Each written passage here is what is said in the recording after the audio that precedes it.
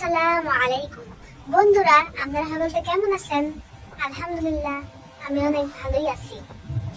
আজকে আপনাকে মাঝে নিয়ে আইছি আমাদের গ্রামের ঐতিহ্যবাহী পিঠা, নকশি পিঠা, হুল পিঠা। বুঝছেন, যেই নামে বলতে পারেন, যেই নামে বললে শান্তি পায়।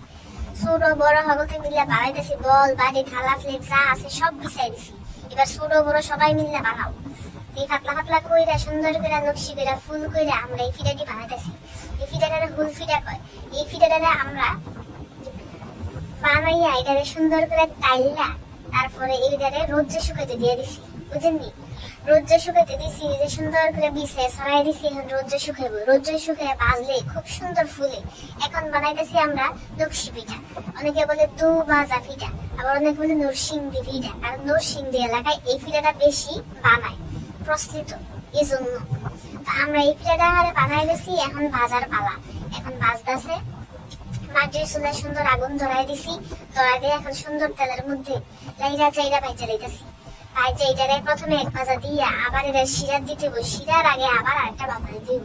এই জন্য দুইবার ভাজন লাগে নি, এই জন্য বলা হয় কি দু ভাজা পিঠা।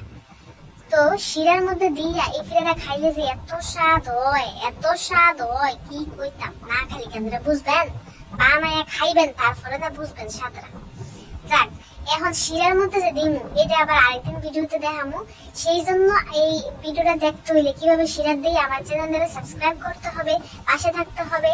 ধন্যবাদ সবাইকে। আসসালামু আলাইকুম।